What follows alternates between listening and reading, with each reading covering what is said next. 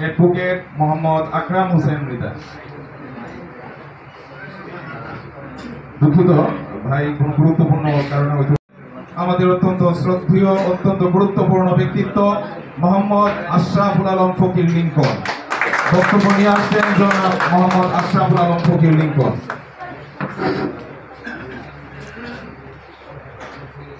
বিসমিল্লাহির রহমানির রহিম। শুভ সন্ধ্যা। সবাই কেমন আছেন? Human aid and trust international Mymensingh district কমিটির ইনাগুরেশনের আজকে এই চমৎকার আয়োজনে সভাপতির উপস্থিত ঢাকা থেকে আগত হিউম্যান এইড ট্রাস্টের সম্মানিত চেয়ারম্যান, ভাইস চেয়ারম্যান এবং যার কথা না বললেই নয়, যার উদ্যোগে আসলে যার কারণেই এখানে আমিও অন্তত পক্ষে এই জায়গাতে এসেছি এবং এটার সাথে যুক্ত হয়েছি। আমাদের অত্যন্ত ছোট ভাই, অত্যন্ত স্নেহের ছোট ভাই, খুবই পরিশ্রমী human aid and trust international central কমিটির বিপ্লবী মহাসচিব অ্যাডভোকেট আফজাল হোসেন মৃধা। আজকের এই চমৎকার প্রোগ্রাম যারা আয়োজন করেছেন সবাইকে আমার ব্যক্তিগত পক্ষ থেকে শুভেচ্ছা এবং ধন্যবাদ জানাচ্ছি। আসলে এখানে শ্রদ্ধেয় সম্মানিত জনাব মোহাম্মদ জয়নাল আবেদিন স্যার, আমি স্যারকে তার গুরুত্বপূর্ণ বক্তব্য উপস্থাপন করার জন্য আহ্বান করছি। বিসমিল্লাহির রহমানির রহিম। হিউম্যান এইড অ্যান্ড ট্রাস্ট ইন্টারন্যাশনালের ময়মনসিংহ জেলা কমিটির নাম প্রকাশ উপলক্ষে আয়োজিত আজকের অনুষ্ঠানের সম্মানিত সভাপতি, উপস্থিত আমাদের চেয়ারম্যান মহোদয়, ভাইস চেয়ারম্যান মহোদয়, মহাসচিব সহ কেন্দ্রীয় নেতৃবৃন্দ কাজ করবে। প্রথম কথা হচ্ছে, হিউম্যান এইডের সাথে জড়িত হওয়া হচ্ছে ঘরের খেয়ে বনের মোস্তারানো। প্রথম শর্ত। পজিটিভ দিক হচ্ছে মানব সেবা সবার তকদিরে ছোটে না। আল্লাহ রাব্বুল আলামিন কর্তৃক স্যাংশন হইতে হয় যে তার দ্বারা মানবের কল্যাণ করব। একজন দরিদ্র যদি আপনি পয়সা দেন, এটা সাদকায়ে জারিয়া, তার পয়সার অভাব, খাদ্যের অভাব। একজনের যদি মানবাধিকার লঙ্ঘিত হয়, তার মানবাধিকার প্রতিষ্ঠা করে দেন, সেটাও সাদকায়ে জারিয়া। একজন যদি ন্যায় বিচার প্রার্থী হয়ে থাকে, তার ন্যায় বিচার প্রতিষ্ঠা করে দেন, সেটাও সাদকায়ে জারিয়া। তাহলে সাদকায়ে জারিয়ার ফলাফল কি? আমার চেয়ে বেশি আপনারা জানেন, মনে করে যান, মৌলানা সাহেবরা জানেন। এটা আপনার পরকাল উপকার হবে। আমি খুব সংক্ষেপে বলতেছি, জাগতিক কি উপকার হবে। আজকে আসার পথে আমার খুব প্রিয় ছোট ভাই আফজাল হোসেন মৃধা, অ্যাডভোকেট আফজাল হোসেন মৃধা, তার বাড়িতে আমরা চা খেয়েছি সবাই বসে আর কি। আমি জিজ্ঞেস করছি আপনারা কয় ভাই? বললো 5 ভাই। বললো আমার আব্বারও 5 ভাই। তাহলে চাচাতো ভাই, জ্যাঠাতো ভাই কয়জন? বললো 35 জন। একটু আগে আমাদের মহাসচিবকে বলছিলাম যে আমার পেটেও খিদা নাই, পিছনে কোনো টান নাই। বললো চলেন 2 ভাই মানুষ সেবা করি। আমরা কিন্তু সেভাবেই ঠিক করে ফেলেছি আর কি। হ্যাঁ, তো কাজে আমরা মানব সেবায় কাজ করে যাবো, যেখানে আমরা দেবো সেই কাজ করে। ডিটেলসে বললাম না, আমার চেয়ারম্যান আছে, মহাসচিব চেয়ারম্যান আছে, তারা কথা বললে আমার কিছু কথা বলবে। আর ময়মনসিংহ কমিটি সম্পর্কে একটা কথা কেউ মনে কিছু করবেন না। আমরা যখন স্কুলে ভর্তি হই, যে আগের নাম লেখায় বা আগের ফিতে, তার রোল নাম্বার 1 হয়, 2 হয়, 3 হয়। 1-এর ছাত্র যদি খুব ভালো লাগলো তাহলে 1ই থাকে, খারাপ করলে বছর শেষে পরীক্ষা দিলে বোঝা যায় কার রোল নাম্বার 1 হবে, কার 2 হবে। তো কমিটি এখন যারাই করেছে, যারা কমিটিতে নাই, মন খারাপ করবেন না, আপনারা কাজ করে যান। নেতৃত্ব কেউ করে দেয় না, তৈরি হয়, নেতা তৈরি হবে। আজকে হয়তো সেন্ট্রাল কমিটি এখানে কমিটি করে দিয়ে যাচ্ছে, একদিন ময়মনসিংহের লোক ঠিক করবে কমিটি কিভাবে হবে। সবাইকে ধন্যবাদ, অনেক ধৈর্য ধরে আপনারা আমার কথা শুনেছেন, এই জন্য কৃতজ্ঞ। মহাসচিব অ্যাডভোকেট মোহাম্মদ আফজাল হোসেন মৃধা বক্তব্য নিয়ে আসছেন। আমাদের হিউম্যান এইড অ্যান্ড ট্রাস্ট ইন্টারন্যাশনালের সম্মানিত মহাসচিব অ্যাডভোকেট মোহাম্মদ আফজাল হোসেন মৃধা।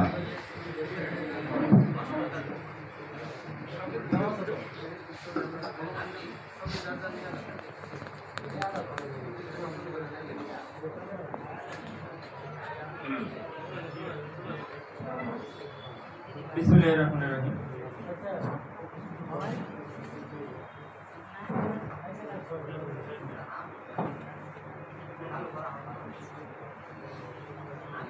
সকলকে অসংখ্য ধন্যবাদ। আজকের হিউম্যান এইড অ্যান্ড ট্রাস্ট ইন্টারন্যাশনালের ময়মনসিংহ জেলা কমিটির আলোচনা সভা এবং কমিটি আত্মপ্রকাশ অনুষ্ঠানের সম্মানিত সভাপতি এবং ময়মনসিংহের মানবাধিকার বিষয়ে কাজ করার জন্য যে ব্যক্তিবর্গ একেবারেই গত 1 মাস যাবৎ চমৎকারভাবে কাজ করে যাচ্ছেন এবং অনেকগুলো মিটিং হয়েছে আজকের আগে।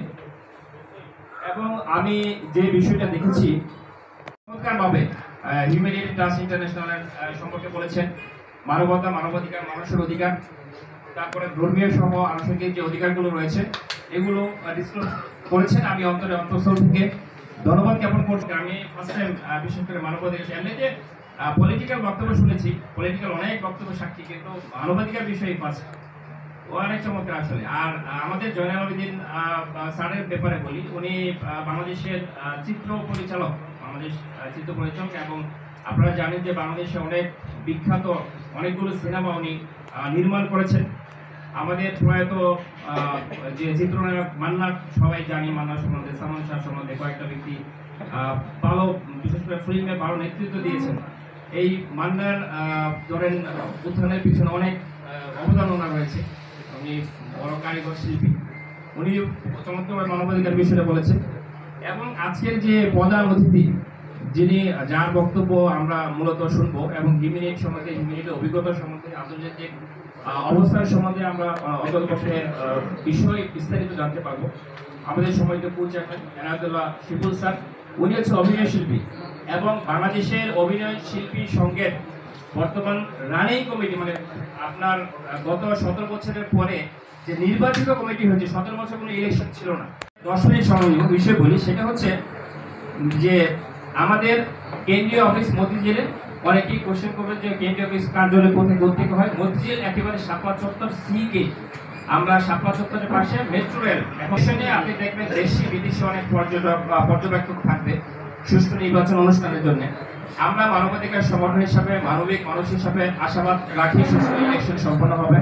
বাংলাদেশ সরকার চমৎকারভাবে কাজ করে যাচ্ছে, নির্বাচন কমিশন এটার সাথে কাজ করে যাচ্ছে একটা সুষ্ঠু অবাধ নিরপেক্ষ নির্বাচন অনুষ্ঠানের জন্য। এটাতে আমাদের অনেক কন্ট্রিবিউশন থাকবে। কন্ট্রিবিউশনটা কি?